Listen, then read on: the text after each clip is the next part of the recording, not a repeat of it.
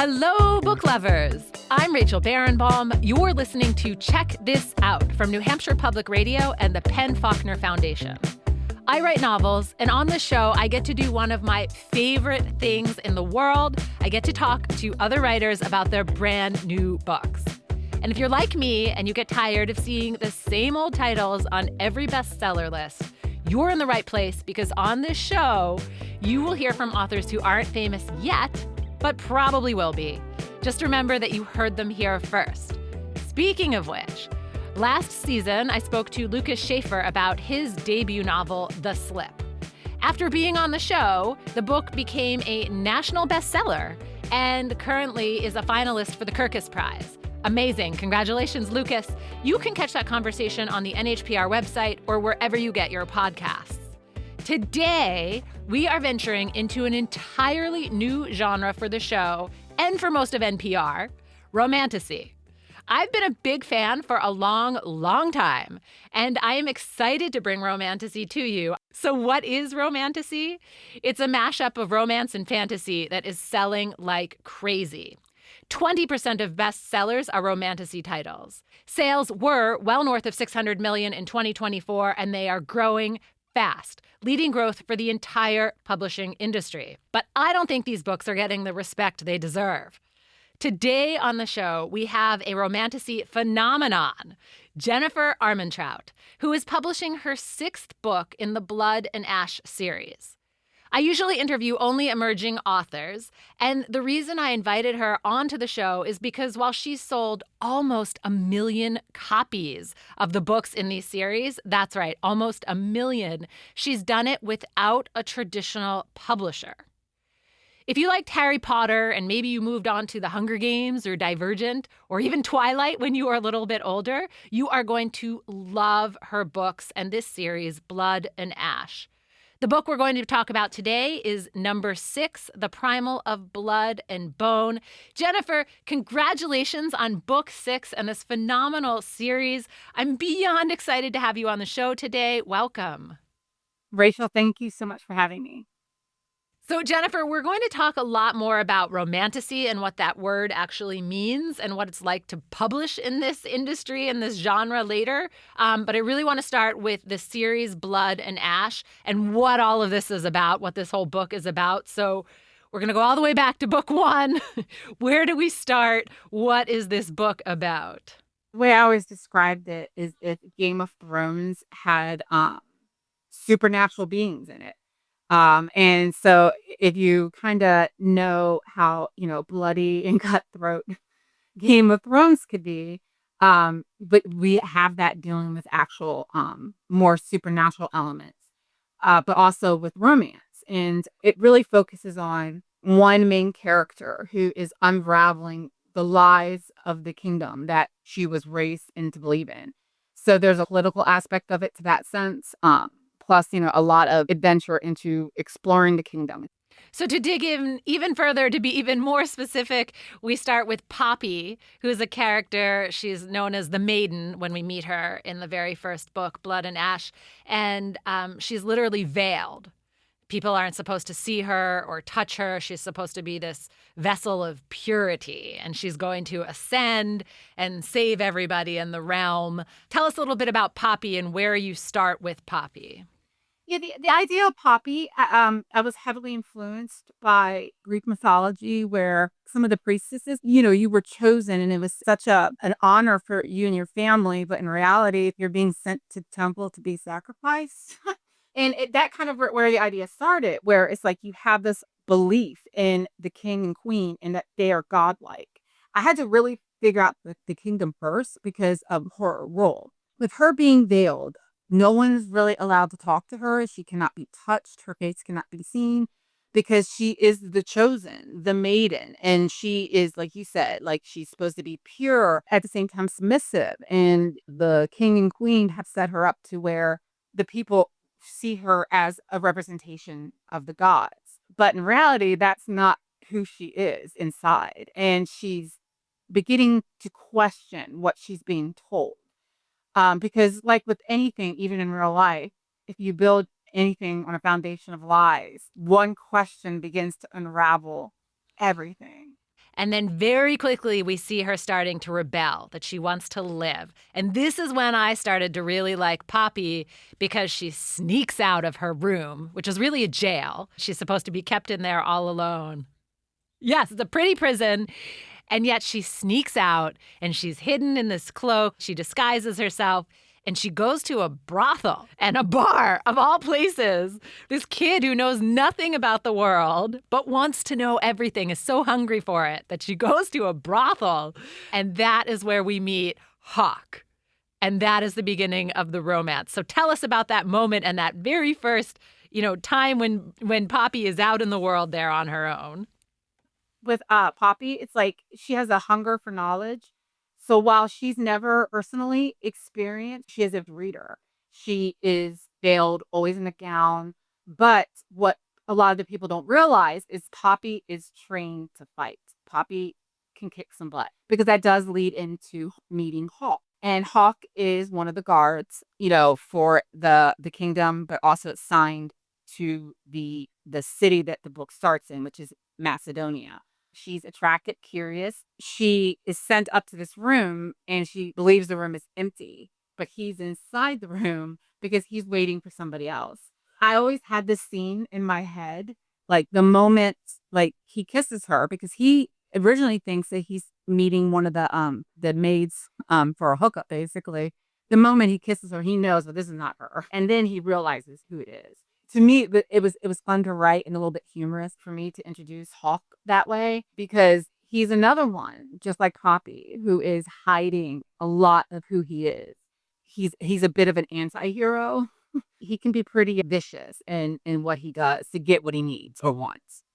Yeah, so these characters, on the one hand, we know pretty close to the beginning of the series, Blood and Ash, that this is going to be a love story. But we also know that there are much deeper themes in there. There are power dynamics, there's love, but there's also looking for yourself and where you belong and what is right and what is wrong in this world. And both of those characters are struggling with it. And before we go too much further with the interview, I just want to mention to listeners that even though we are talking about fantasy, there are these big, heavy themes, and there are trigger warnings on these books.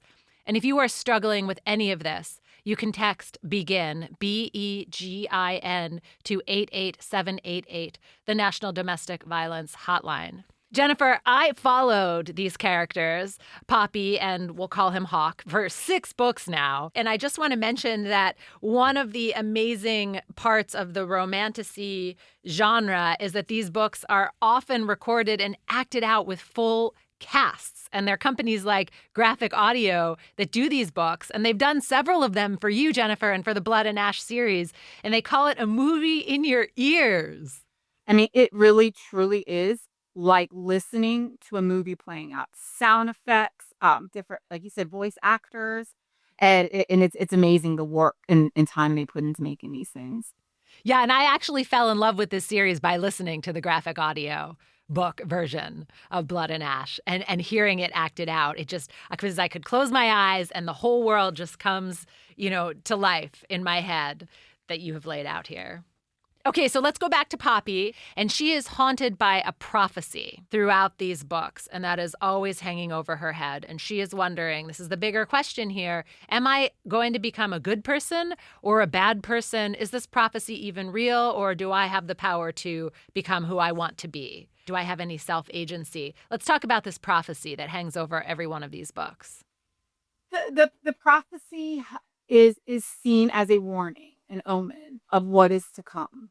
And throughout most of the books, there is this debate of who the prophecy is actually referencing. Who is it warning about?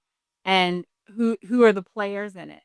I would say roughly about book 2 is when it begins, that you can see clearly that a lot of people think it's Poppy. And that inspires different varying reactions from others. You learn that that's part of why she's the maiden and she's the chosen one. I think I have to explain there are 2 kingdoms. There's Kingdom of Solace, which is ruled by the Blood Crown, and that is the Ascended.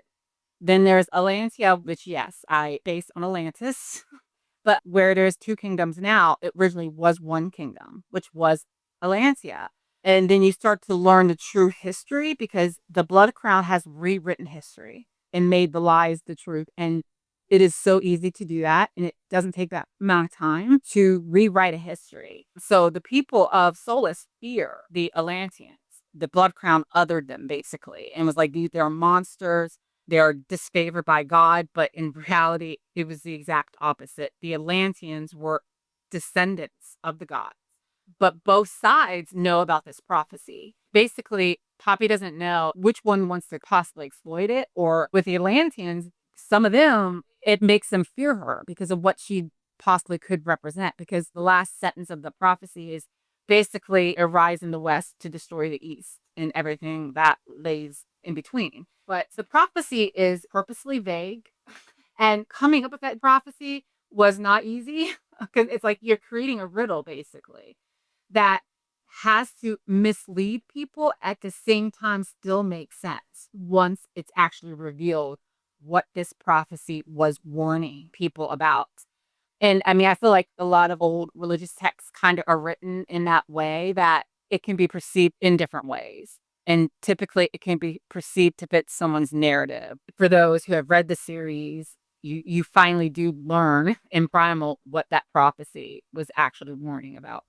Yeah, and it was a wow moment when it came out. I think it was the very last page of Primal of Blood and Bone where we finally understood what the prophecy was about. And I just knocked my socks off. Like, wow. And I've known that since like that moment, like I introduced that prophecy. It's like it was so hard for me. Like every time I did promotion towards interview for the previous books and the question of the prophecy would come up, is like having to stop myself repeatedly from like, well, this is actually what it means. Right. So 6 books later, very last page, page 800 or something, I find out this is what I've been reading about the entire time. But at this point, also, really, Poppy is the main character. And she is the journey that we follow. She's the one that I'm rooting for. And in a sense, throughout all of these books, she goes from thinking she's mortal to becoming, right? All these different forms. And then she becomes, when we see her in the beginning of book 6, she's a primal, which gives her a huge amount of power. She has all this basic ether in her. But the metaphor there is really she's grown up and she's become herself. And she's trying to figure out, under the weight of this prophecy that everyone thinks is, her future and her destiny, she's trying to figure out, what do I want? How do I want to love? How do I really want to hold power or wield power or, right, be powerful? And to me, that's what these books were about. Let's talk about that question of what is power in this series, Blood and Ash. I've always been very fascinated with the idea of power. And as we all know, absolute power corrupts absolutely, right?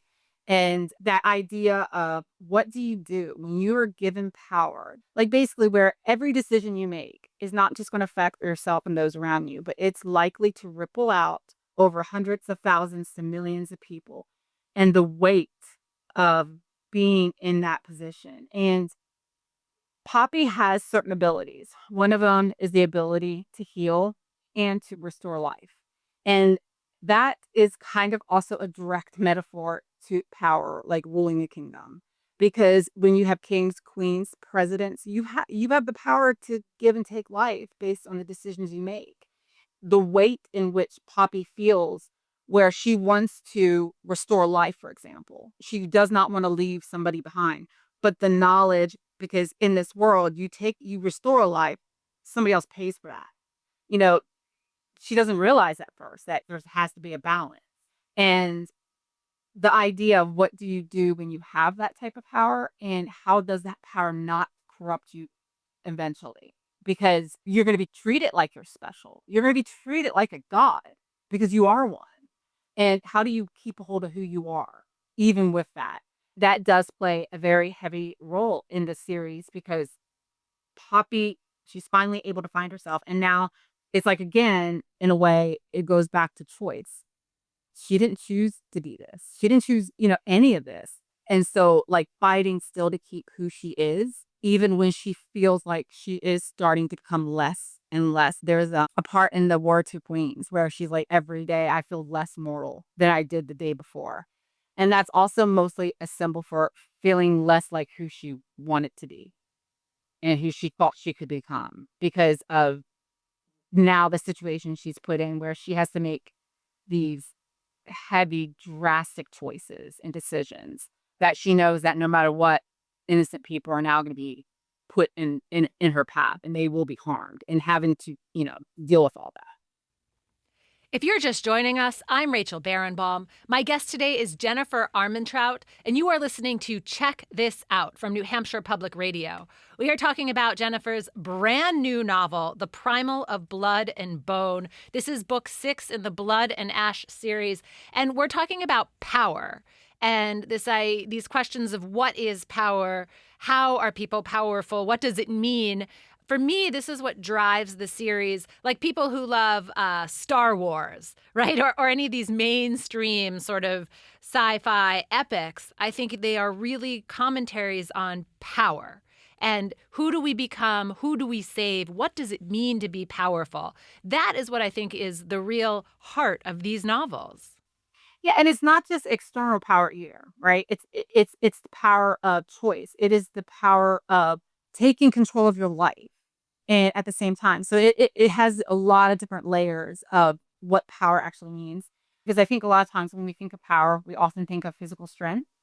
While that is a power, in my opinion, that's not the strongest power. Basically, to me, it's always like mental and emotional. Because no matter how powerful you are, you're going to lose a battle, you're going to lose a fight. And it's how you pick yourself back up after that and move on is the real strength, the real power behind somebody. But I do think, and you find in other fantasies like this, where it's also the power of seizing who you are and standing up for yourself. And again, making a choice that is the choice you made, right or wrong. You actually made that and having the power in that. Yeah, I mean, we see that in other series, popular series that listeners might have read, like Harry Potter or even Divergent or Hunger Games, right? Also, it's taking that power and making those decisions for your future. And it's such a compelling read because I'm wondering page after page, what is Poppy going to choose? She can finally rip off that veil and she can finally show her scarred face to the world and say, this is who I am. And she has her moment to really make her mark and decide who she's going to be. And that's why we keep reading this series. So as you discussed, or as listeners may have noticed, there are a lot of details and ins and outs of the characters and the realms and what happens where. How do you keep track of all of this? It is not easy. I feel like sometimes readers probably think we remember everything we write, and no, definitely not. Especially when you're writing a high fantasy, because it's not just character stuff you have to remember. In fantasies, you can make up anything, but you have to stay within the rules of the world you created, right? For it to become believable. And the moment you break your own rules, you lose the reader. It no longer seems believable. And it's hard to remember stuff because sometimes we write something that is very small and insignificant, but you realize that wasn't, and you possibly just wrote yourself into a corner. So it's hard to remember all that. So one thing that the publisher has is after a book is completed, it usually the editor does like a very quick, like kind of chapter outline. They call it a Bible, and that's updated. It's a massive file that is updated after every book, and it's broken down into characters, settings, world building, legends, myths, bloodlines, ruling class. I mean, it's so much information. Some of it I will never need to look at again. And even though it's so detailed and the people who do this put so much time in it, inevitably there's always something that I need that isn't in it. But it is kind of cool because then we can go back in and update it. Most authors who write high fantasy, there are Bibles that they can go back on because I mean, there are times I forget main character's eye color. It's like my brain just shuts down and I can remember this obscure plot thread, but I can't think, what did I give this character's eye color? Every single character that was ever mentioned in this series has a file. Even ones that are mentioned once in passing, their name is in that file. It just maybe doesn't have like any detail under it. So it also helps us and stops me from getting more than one character the same name. I mean, just to give listeners a sense of how important these are, I mean, those of us that are fans of your series, Blood and Ash, for example, I'm sure lots of us remember things like the feel of one of the Wolven's fur, right? Because you described it once, along with the color and the thickness or thinness or the size. And if you get that wrong, or change it in book 4, I bet you would hear about that. Oh, yes.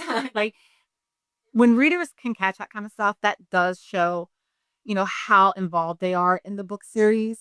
And it's actually something that I always find extremely flattering because like you have to really care about what you're reading. And sometimes it's not mistakes, it's something purposely being changed that they haven't realized yet that there's a reason for that. I've said this before. Fantasy readers are a different type of reader, different from most genres. And that's across the board for all fantasy, not just romantic fantasy. It's across the board for all fantasy. They really do get more immersed in the world than I see in any other genre. I'm Rachel Barenbaum. You're listening to Check This Out from New Hampshire Public Radio. My guest today is Jennifer Armentrout, and we are talking about her brand new novel, The Primal of Blood and Bone, which is book 6 in her series, Blood and Ash. Jennifer, I don't usually have authors on for book 6. I usually have emerging debut authors, but I really wanted to bring you on the show because you are not published with a traditional publisher in any sense, right? You're with a tiny indie, and they have been amazing. And I want to talk about this for a while because even just a few years ago, if you published with an indie or you self-published a book, your distribution would be very limited. You wouldn't have a lot of book sales. You probably wouldn't have a lot of fans. But today, you can walk into, for example, a Barnes & Noble, and they'll have a whole table filled with self-published or indie-published books like your series. The world of publishing has changed entirely. So let's talk about your indie press and your experience there. I could fill an entire podcast just on the changings of publishing. And mainly because I got started in publishing a few years before the rise of self-publishing. My first book was published in 2011. And my first book was with a small press. And back then in 2011, that series, you would not be able to find that in a Barnes and Noble, for example. Every so often indie bookstores would carry it, but that was rare. I felt like I got very lucky because my first 2 series, the Covenant series and the Lux series, really took off. And the reason being is because back then we didn't have TikTok. We had book bloggers. And book bloggers paved the way for a lot of the changes that you see right now. And while BookTok does get a massive round of applause for the role they played, for some reason, book bloggers got behind my 2 series. And so they hyped it up. They talked about it. So it had a ton of online digital sales, right? Both those books did. But print was pretty much, you could buy print from the small presses, but you're only going to get that from Amazon.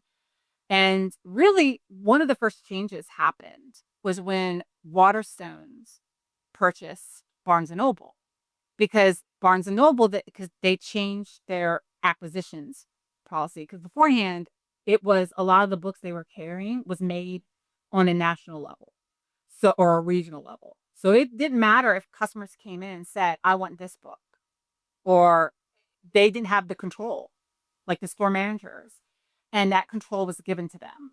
And that's when that I feel like that was one of the biggest changing factors, was allowing the bookstores to order what the customers were asking for.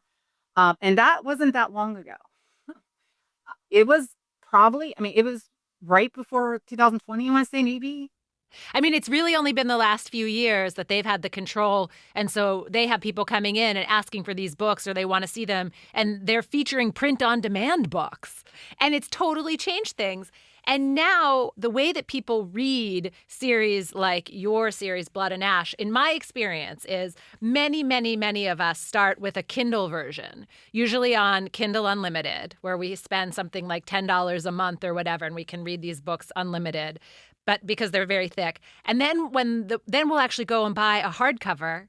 And then there'll be a sprayed edges fancy edition that will be published in Walmart, which is happening for your book, Primal Blood and Bone. And then you'll have another edition that will come out in Target. and people will want to display them on their bookshelves, sticking out so you see the sprayed edges or the fancy versions. And so you end up with people buying 3, 4 hard copies and reading it on their Kindle. Yeah, so that is normal, but not for fantasy. That's not usually how people come in to read fantasy. Now, that's not to say that there isn't new fantasy readers who start reading Kindle. Like, for example, the Blood and Ash series, I don't think has ever been in Kindle Unlimited that I can remember. Sometimes they do like 60, 90-day promo drops of it. But again, fantasy readers, different breed, many start out with that hardcover. They don't want paperback, they want hardcover. And when I started with Blue Box, it was digital with a print on demand because keep in mind, I had and still do traditional publisher contracts. I didn't go to them because God love traditional publishers. They take a long time to do anything. And I saw an opening. This is pre the rise of Romantasy, to be honest with you. Romantasy really did not pick off until mid 2020. And I saw there was a gap between like when Sarah Mass's books were coming out. I was like, this book needs to come out in between that because people who are waiting for her books are going to be like, oh, there is something else. And I knew traditional publishing could not do that. They can't. They should be able to at this point, but they can't.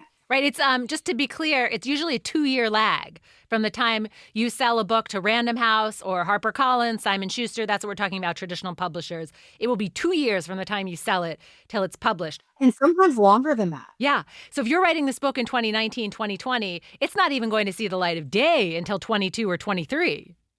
That's correct. And it's just they have kind of a very archaic method of publishing.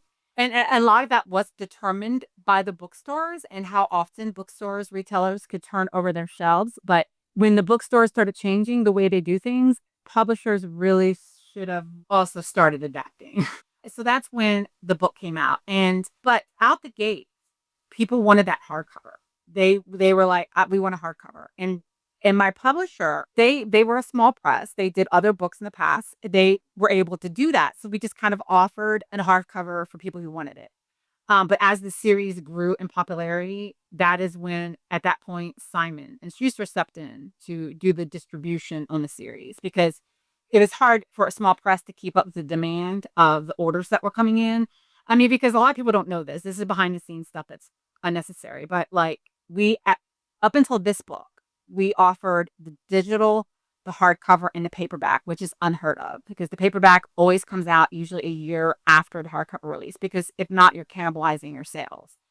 But we always offered it. And the paperback was print on demand, the standard trade size. But Amazon, who could not do print on demand that fast. So probably from A Kingdom or maybe The Crown of Gilded Bones, Amazon was doing offset printing.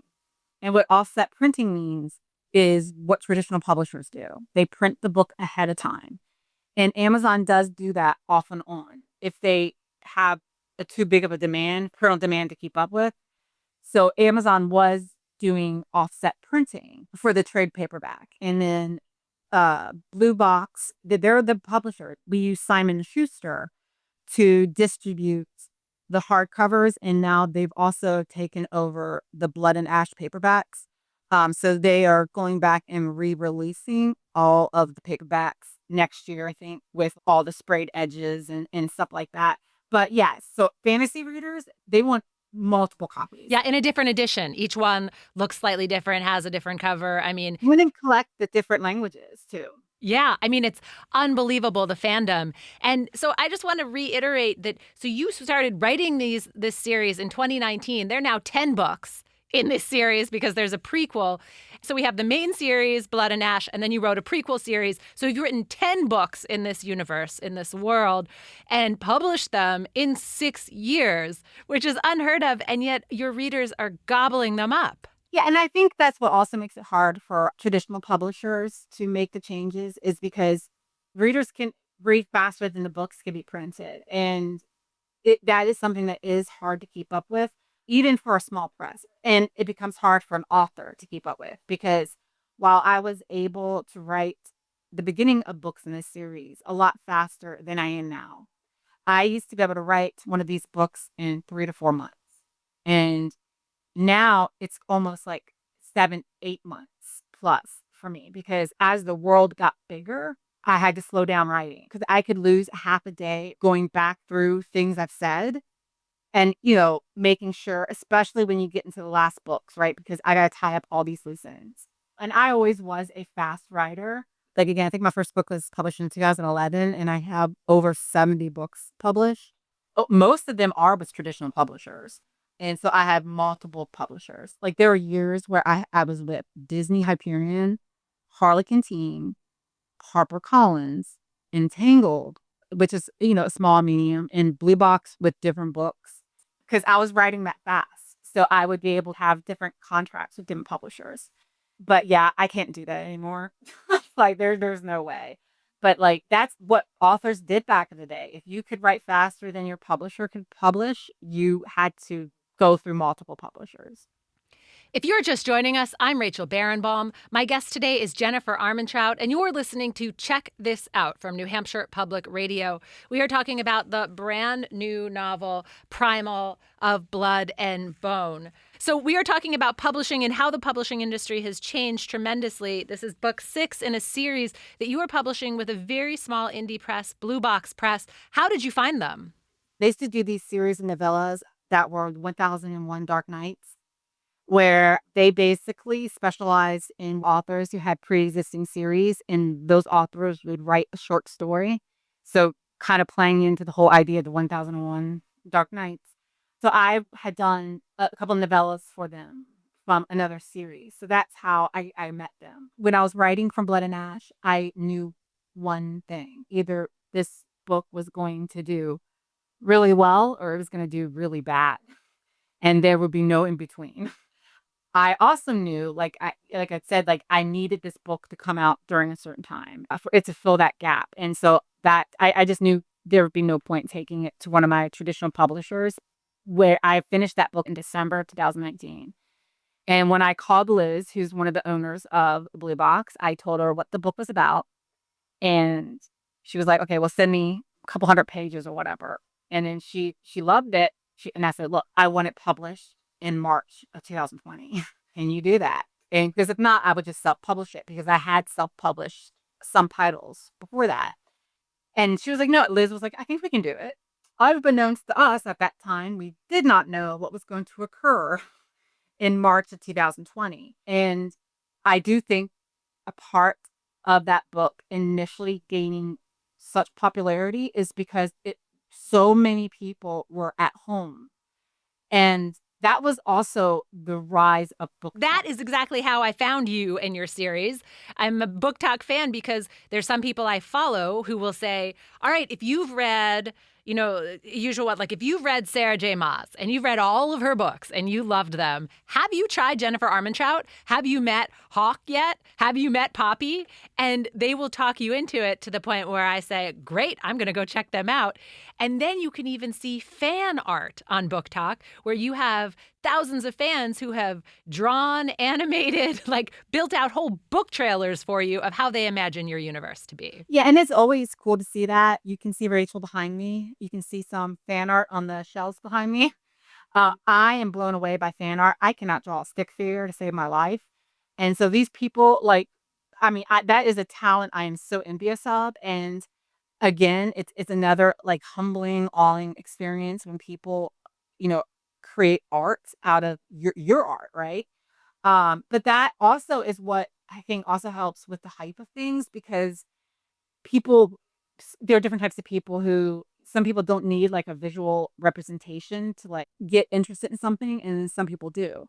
But yeah, like the community on Book Talk, and one thing too about Book Talk is it's not as easily influenced as the previous iterations were.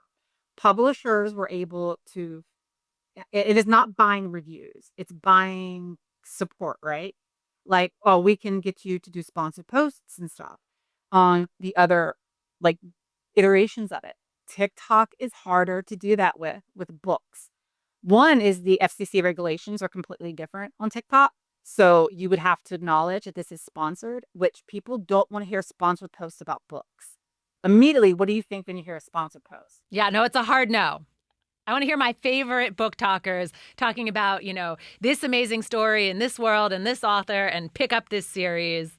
I'm Rachel Barenbaum. You're listening to Check This Out from New Hampshire Public Radio. My guest today is Jennifer Armentrout, and we are talking about her brand new novel, The Primal of Blood and Bone. Jennifer, we've been talking about the industry, this romance fantasy mashup that people call Romantasy, and how this is growing, and really non-traditional publishers are the one fueling this growth. Sales are enormous, well north of 600 million, growing at over 30% year over year.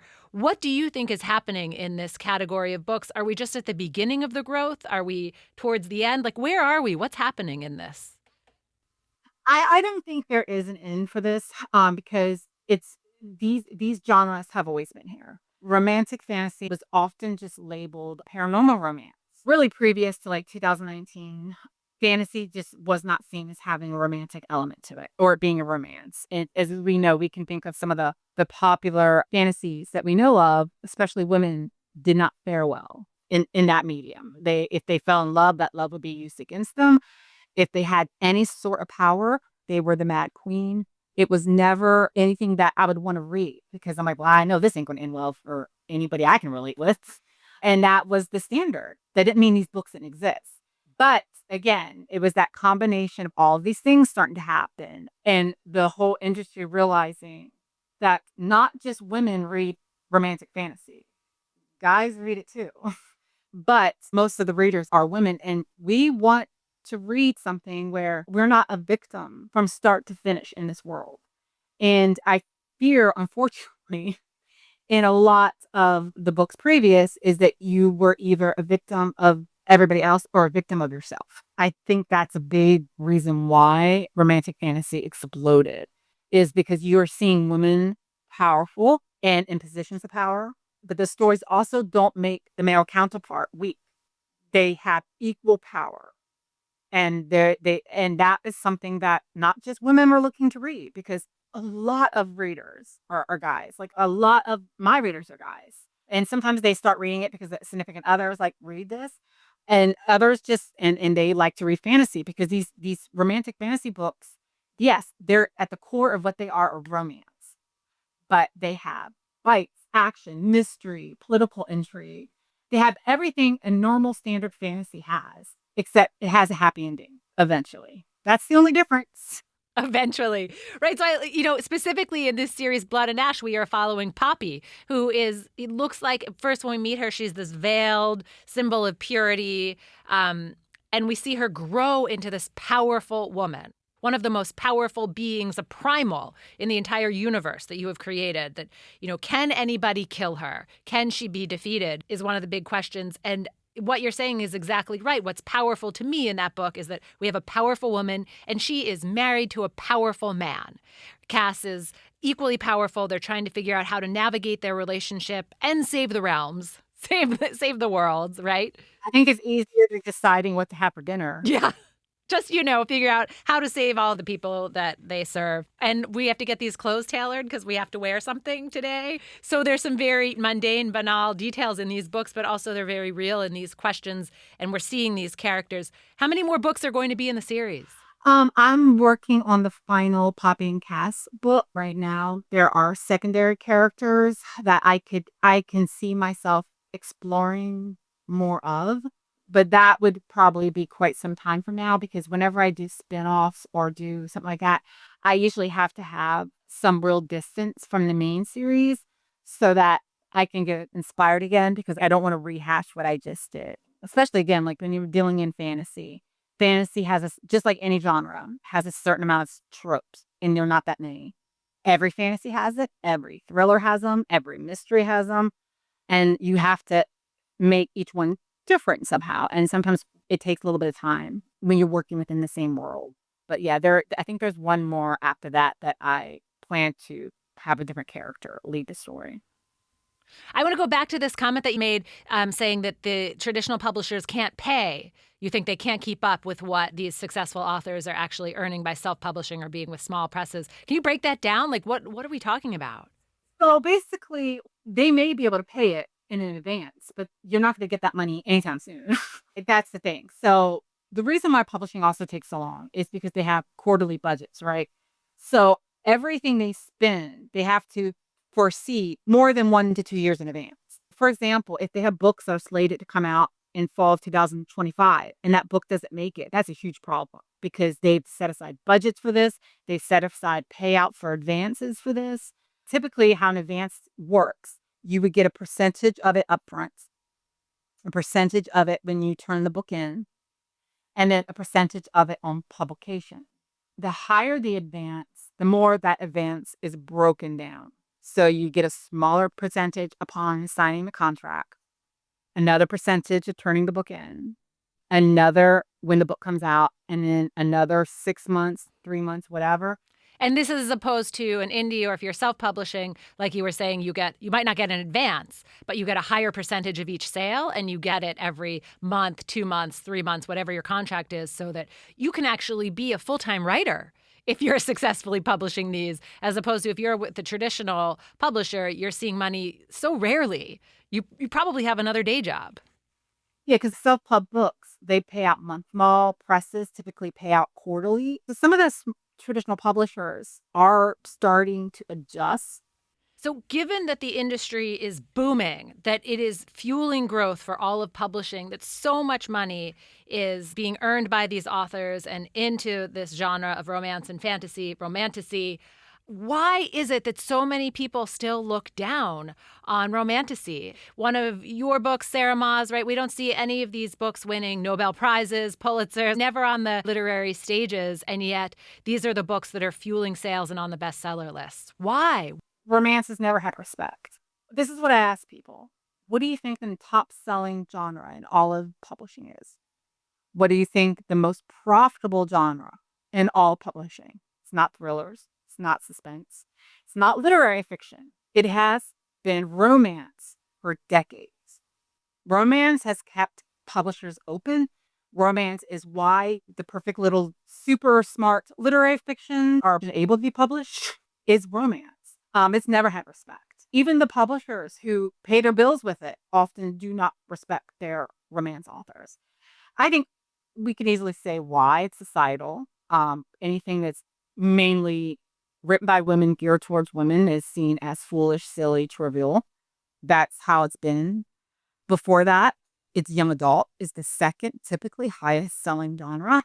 And that is often looked down upon, seen as trivial and foolish, because we think of that stuff for teenagers, right? People don't take teenagers seriously. I mean, it's a societal thing that has been there. And I would like to say I one day believe that will change. I do not at all. But, it'd be great, though. And people talk all the time about how writers will say that the publishing industry is so far in the past, right? And I feel like publishing is not a true business. It's not run like a business, because if you look at the numbers, and like you said, romance is the #1 selling genre for all time. Why isn't romance then held up, and now Romantasy held up where it should be? Because if this is truly a business, and we're talking about the numbers and how you're going to make money, you will be publishing a book in 2 months. You will put out 5 of them a year, right? You will look at these numbers and you will say, this is where the money is. So why aren't we here? I think it's like with any large institution. I mean, this is like a kind of a crazy comparison, but it's like the institution of health, right? You almost have to burn it down to fix it, but you can't, right? Because you need something in its place while it's happening. And I think fixing it is overwhelming because it's not just publishers, it's booksellers, it's distribution, it's printers. But publishers are actually very ahead of their time in a lot of ways with what they publish because they're not afraid to publish romance. They're not afraid to publish these things. They just don't seem to take it seriously, right? Like when it is these types of books. They're not going to try to, hey, call up Good Morning America or whatever for their book club. They're not going to try to push a romance author to them. They're gonna push that next historical thriller. What advice do you have for new writers? Publish the way that you feel best. That's one thing I don't like to give like too much advice on because I feel like it's different for every book, every author. Some books are better with traditional publishers. Some books are better with self-publishing. I think the best that for new writers and existing writers is educate yourself on publishing. Jennifer Armentrout, thank you so much for joining me today. I absolutely loved this conversation. Thank you so much for having me. I'm Rachel Barenbaum, author of the novels A Bend in the Stars and Atomic Anna. You have been listening to Check This Out, a show where I talk to other writers about their brand new books. Check This Out is a partnership between New Hampshire Public Radio and the Penn Faulkner Foundation. I'll be back next week with another new author you cannot miss. Our producer today is Jessica Hunt. Penn Faulkner's executive director is Gwydion Sullivan. NHPR's program director is Emily Quirk. The show is sponsored by C&S Wholesale Grocers and the Jack and Dorothy Byrne Foundation. Remember to go to your local library or local bookstore and check out all the books we're talking about this season. Thanks so much for listening. Read on.